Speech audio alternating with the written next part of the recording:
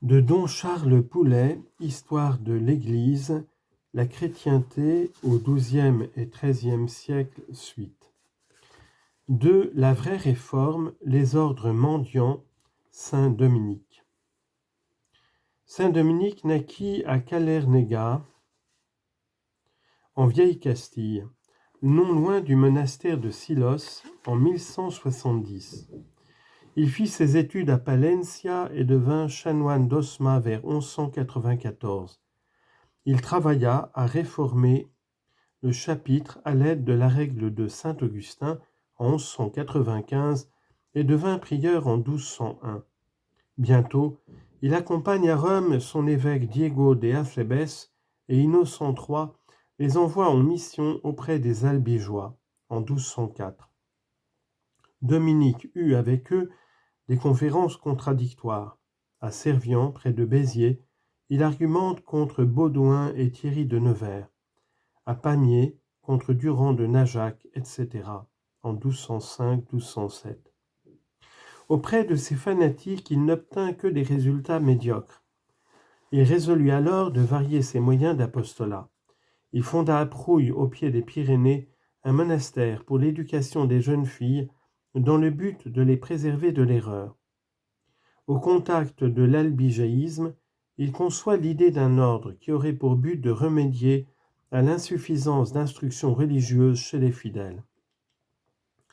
La première arme de ces religieux serait la pauvreté qui montrerait qu'on peut réaliser les conseils évangéliques sans renier l'Église. Au parfait du catharisme, saint Dominique opposerait ceux du christianisme. Le succès de ses disciples fut considérable, non seulement dans les classes populaires, mais dans les milieux lettrés. Ils font prévaloir leur influence dans les universités. Dès 1218, Jean de Barastre a légué aux prêcheurs de Paris son hôtel de Saint-Jacques et ceux de Bologne ont reçu Sainte Marie de Mascarella. Ils font une recrue d'élite dans la personne de Réginald, ancien professeur de Paris. Dès 1221, le chapitre de l'ordre crée 8 provinces. Dominique meurt la même année. Son successeur Jourdain de Saxe pourra prévoir le moment où tous les membres de l'université seront dominicains.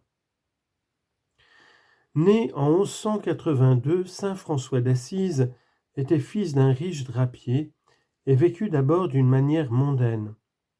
En 1204, après une vision qu'il eut à Spolète, il résolut de se convertir. En 1206, on le voit se rendre à Rome et y mendier. Un jour qu'il priait dans l'église délabrée de Saint-Damien, le Christ lui dit « Va, reconstruis ma maison ». Et il obéit et employa sa fortune à rebâtir Saint-Damien. Comme son père se fâchait, il lui rendit tout jusqu'à ses vêtements. Il s'initie dès lors à sa vie de poverello et mendie pour reconstruire Saint-Damien, puis Sainte-Marie des Anges, la Portioncule. Le 24 février 1209, une nouvelle vocation se révèle à lui en entendant ces paroles « Allez aux brebis perdues de la maison d'Israël. Ne prenez ni or ni argent. » Il recrute des disciples, entre autres Bernard de Quintaval, Pierre dei Catani et Gide. Il leur impose la pauvreté, la pénitence et la prédication 2 par 2. Cet idéal de vie est reconnu par Innocent III en 1210. Saint François rêve alors de convertir l'islam. Il s'embarque pour la Syrie en 1211, mais la tempête le ramène au port. En 1213, il prend la route du Maroc, mais la maladie le contraint de revenir. En 1219, nouveau départ pour l'Orient, mais l'échec de la 5e croisade l'oblige encore au retour. Seul l'apostolat d'Europe réussissait. Rome, l'Ombrie, les Marches, la Toscane sont réévangélisés. Les disciples affluent. Le but de cet ordre était de réagir contre la richesse du monde. Les religieux étaient vêtus de costumes des pauvres, une robe de laine brune avec capuchon, une corde pour ceinture. Ils allaient nu-pieds, n'ayant que des sandales de bois. Ils s'appelaient frères mineurs, minorité. Ils devaient pratiquer la pauvreté du mendiant qui s'en va par le monde, vivant de la générosité publique. Comme ils prêchaient d'exemple, ils eurent la plus grande influence.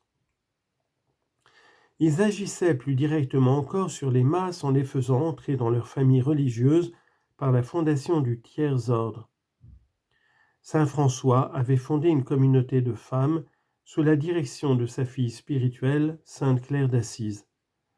Mais il leur imposa la réclusion et le silence perpétuel. Cet institut s'appela Deuxième ordre de Saint François ou ordre des Clarisses. Ainsi s'explique comment la société fondée pour les gens du monde se nomma tiers-ordre.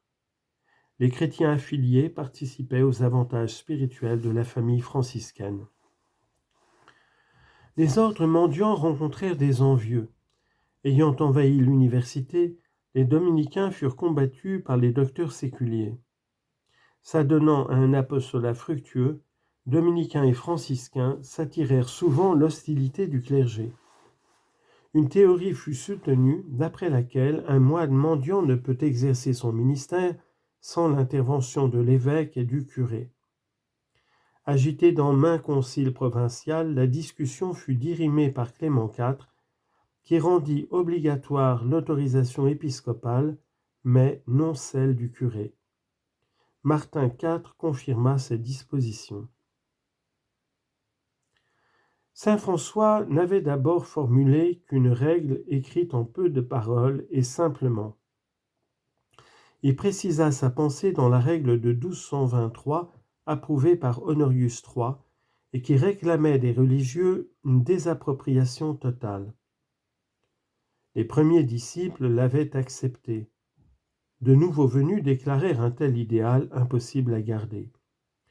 Attristé par ces conflits, saint François se retira sur le mont Alverne, où, le jour de l'exaltation de la croix, il fut favorisé des stigmates de la Passion en 1224. Mais avant de mourir, en chantant sa sœur la mort, il rédigea un testament où il maintenait l'austérité absolue. D'où, nouvelle agitation, les uns voulaient que le testament obligeât comme la règle elle-même, les autres ne l'admettaient pas. En 1230, Grégoire IX se prononçait pour ces derniers. Il créait un nuncius apostolicus, ou substitut des bienfaiteurs, qui procurerait aux religieux ce qu'ils ne pouvaient acquérir par la mendicité. Cette mitigation, regardée comme indispensable, même par un saint Antoine de Padoue, fut exagérée par l'ambitieux frère Élie. Il obtint la déposition du général Jean Parent de Carmignona et se fait élire à sa place. On le voit abandonner les pratiques primitives, ermitage, quête quotidienne. Il ordonne la construction de magnifiques églises comme Sainte-Croix à Florence. Dénoncé, il est déposé par Grégoire IX en 1239. Il mourra toutefois réconcilié avec l'Église en 1253. Mais les tenants de la pauvreté extrême ou spirituelle continuèrent à attaquer la communauté. Ils se déclarèrent bientôt partisans des idées de Joachim de Flore. Pieux supérieur d'une abbaye cistercienne de Calabre, Joachim était mort en 1202 sans se douter du poison contenu dans ses trois écrits, la concordance des deux testaments, la nouvelle Apocalypse et le psautier de 10 cordes. Il partageait lui aussi l'histoire de l'humanité en 3 périodes, l'une antéchrétienne, celle du Père, où dominent les gens mariés, l'autre chrétienne, celle du Fils, où dominent les clercs, la troisième, celle du Saint-Esprit, où un nouvel ordre monastique convertira le monde. Les spirituels eurent au fait de se reconnaître dans ces religieux réformateurs. Entre 1240 et 1260, leurs idées firent de grands progrès. L'un des leurs, Jean Burali de Parme, parvient au généralat. En 1250, le frère Gérard expose le programme du néo-joachimisme dans l'introduction à l'Évangile éternel. La papauté menacée intervient avec vigueur. Alexandre IV fait brûler l'introduction en 1254. Le frère Gérard est condamné en 1255. Le général Jean Burali de Parme est contraint d'abdiquer. Il sera béatifié en 1777.